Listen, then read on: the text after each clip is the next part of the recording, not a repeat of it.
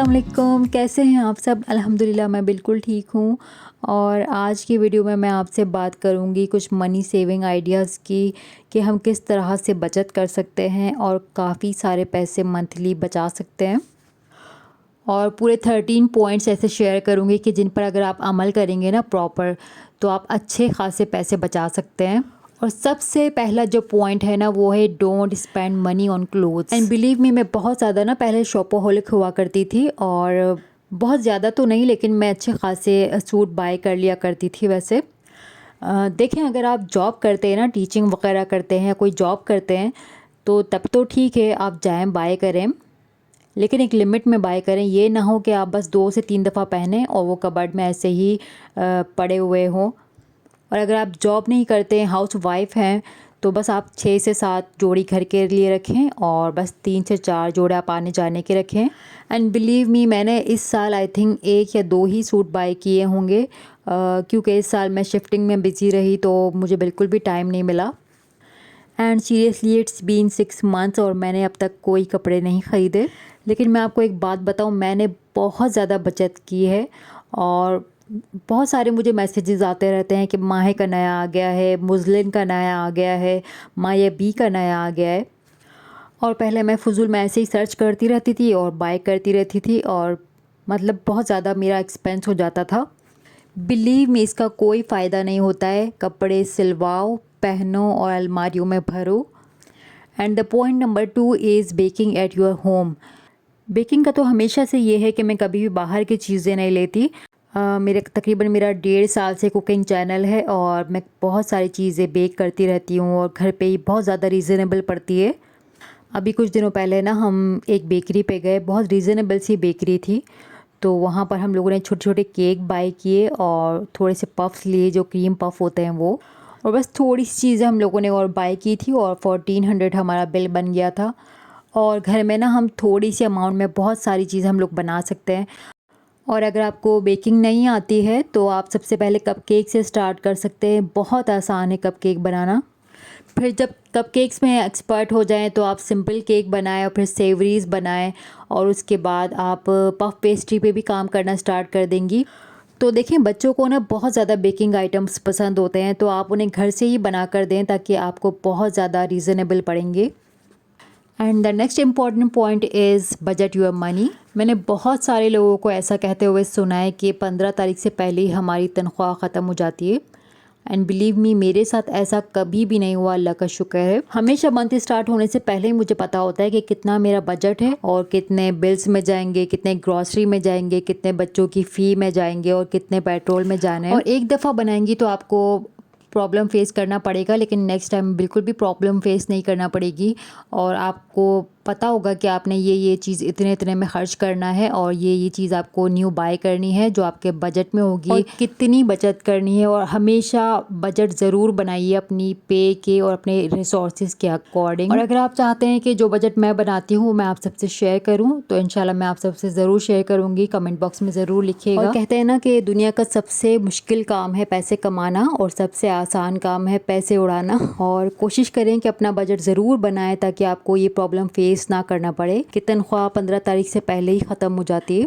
Next point is no cold drink and juices. मतलब ये कि पहले मैं ग्रॉसरी करने जाती थी तो हमेशा कोल्ड ड्रिंक लेकर आ जाते थे हम लोग, और जंबो साइज़ की कोल्ड ड्रिंक्स और साथ में मल्टीपल टाइप के हम लोग जूसेस ले आते थे, और बच्चे विद इन फ्यू डेज़ वो ख़त्म कर देते थे। और अभी ना हमने अपने बच्चों को कह दिया है नो, नॉट एट ऑल। एक तो नंबर 1 पे तो ये बिल्कुल अनहेल्दी चीज़ है, और नंबर 2 पे ये कि आपका बजट बिल्कुल आउट हो जाता है। आप घर पे ही कोई फ्रेश जूस या कोई मिल्क शेक वगैरह उन्हें बना कर दे दें। Next point is cook at your home. Seriously बाहर से हम जितने खाने मंगवाते हैं, बाज़ार से आते हुए भूख लग गई, बर्गर ले लिया, पिज़्ज़ा लेके खा लिया, कोई भी फ़ास्ट फूड ले लिया। आजकल एक लार्ज साइज़ का फुल फैमिली साइज़ का पिज़्ज़ा भी ना 2000 से कम बिल्कुल भी नहीं है, और बर्गर्स भी ले लिए तो 2,500-3 हज़ार रुपये तो लग ही जाते हैं।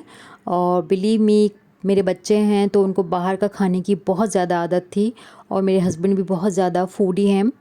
लेकिन अभी आप लोगों ने देखा होगा कि मैं आप लोगों को बहुत ज़्यादा बाहर की चीज़ें नहीं दिखाती। क्योंकि मैंने अपने बच्चों को एक अल्टीमेटम दे दिया है कि we will go for a dinner twice a month, हर हफ्ते बिल्कुल भी नहीं।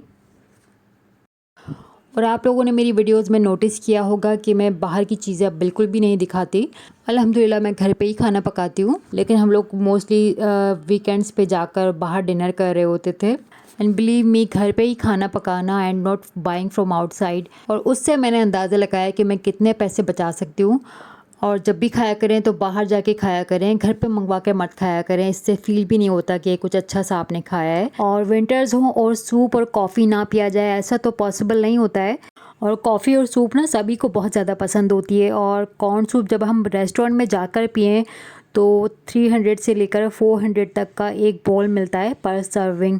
तो सूप के लिए आप ये कर सकते हैं घर में बनाने के लिए कि इंस्टेंट आपका बिल्कुल रेडी हो जाएगा कि आप चिकन बॉईल करके उसका स्टॉक बनाकर फ्रीज़र में रख दें और छोटे छोटे पैकेट्स बना लें या छोटे छोटे कंटेनर्स में रख दें।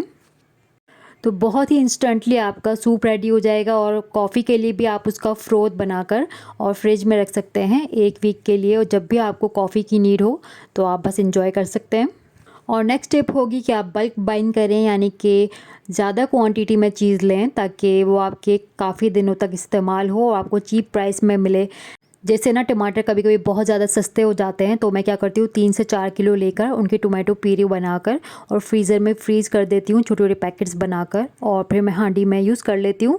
तो इस तरह से जो भी चीज़ आपको सस्ती मिले, लाइक गाजर हो गई, मटर हो गए, तो ज़्यादा सारी क्वांटिटी में लेकर, बल्क में लेकर, और आप अच्छी तरह से इसको पील करके और पैकेट्स बनाकर फ्रीज़र में रख दें, तो काफ़ी लंबे अरसे तक आपके काम आएगी। और टमाटर का तो आपको पता है कि कितने ज़्यादा हाई प्राइस में हो जाते हैं कभी कभी ऑफ सीज़न में। और नेक्स्ट टिप होगी कि कंट्रोल योर इलेक्ट्रिसिटी बिल, यानी कि आप अपने घरों में डिम लाइट्स यूज़ करें और एनर्जी सेवर्स यूज़ करें। लाइक मेरे घर में सिर्फ 8 to 10 पावर्स की ही सीलिंग लगी हुई है, और जिसमें कि बल्ब होते हैं एचडी बल्ब, और लिविंग रूम में मेरा सिर्फ एक एलईडी बल्ब ऑन होता है। हाँ, मैं तब ज़रूर यूज़ करती हूँ जब हम लोग डिनर कर रहे होते हैं या फिर हम लोग सब मिलके टीवी देख रहे होते हैं।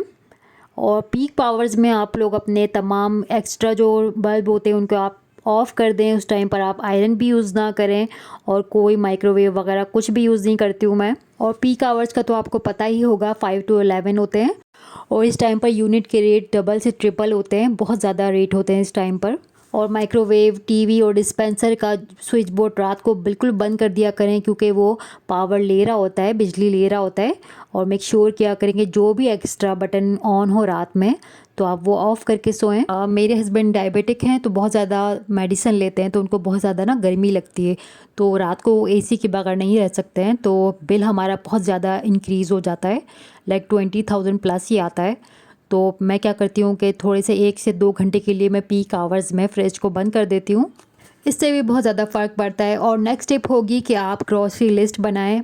लाइक ऐसे नहीं कि आप रैंडमली उठ के चले जाएं कि आपको पता ही ना हो कि आपको क्या चाहिए और क्या नहीं चाहिए, और आप एक्सेट्रा एक्सेट्रा बहुत सारी चीज़ें उठा कर ले आएँ और वो पड़े पड़े ख़राब हो जाएं, आप उनको सही से केयर नहीं कर पाएँ, कंज्यूम नहीं कर पाएँ। और मैं तो क्या करती हूँ कि जब भी मैं स्पाइसेस लेती हूँ तो ज़्यादा बल्क में ले लेती हूँ, तो फिर मैं उन्हें फ्रीज़र में रख देती हूँ ताकि वो बिल्कुल भी ख़राब नहीं होते हैं। और क्योंकि बाहर किचन में ना कराची का वेदर ऐसा है कि वो ख़राब हो जाते हैं। और ग्रॉसरी लिस्ट हमेशा बना कर जाएँ ताकि आप बहुत ज़्यादा एक्स्ट्रा चीज़ें ना लेकर आएँ कि बच्चों ने तंग किया तो ये उठा लिया और वो उठा लिया। और कोशिश किया करें कि बच्चों को जब भी आप ग्रॉसरी करने जाएँ तो घर छोड़ के जाएँ, ताकि वो बहुत ज़्यादा एक्स्ट्रा डिमांड ना करें वहाँ पर। तो बस अडल्ट्स जो हस्बैंड वाइफ हैं वही बड़े जाएं, तो बजट पे बिल्कुल भी कोई इफ़ेक्ट नहीं पड़ेगा और आप बजट में रह के अपना ग्रॉसरी की शॉपिंग कर सकते हैं। और लास्ट टिप होगी consume your left over food, यानी कि जो भी 2 से 3 दिन का बचा हुआ सालन हो तो आप उनको मिलाकर थोड़े आलू डाल लें, उसमें मसाले डाल लें, स्पाइसेस वगैरह डालकर, और आखिर में चावल लगाकर आप उसे दम दे दें। और बिल्कुल पता नहीं चलेगा कि बच्चों को कि आपने इसमें कितने दिन का सालन डाला है। इस तरह से आपका खाना भी कंज्यूम हो जाएगा, बिल्कुल भी वेस्ट नहीं होगा। लाइक मैं तो क्या करती हूँ कि एक दिन बनाती हूँ चने का सालन वाइट वाला, और जब वो बच जाते हैं तो मैं उसी में थोड़े से स्पाइसेस डालती हूँ और ऑयल डाल के और चावल डाल के उसमें दम दे देती हूँ, तो बहुत ही मज़े का पुलाव बन के रेडी हो जाता है। और साथ में आप कचूमर सैलेड रेडी कर लें, तो सैलेड के साथ बच्चे खुशी खुशी खा लेते हैं। और अगर आपको मेरी ये एफर्ट पसंद आई है तो प्लीज़ चैनल को कर दें सब्सक्राइब और वीडियो को like. And this is all from my side for today. Take care of your self. अल्लाह हाफिज़।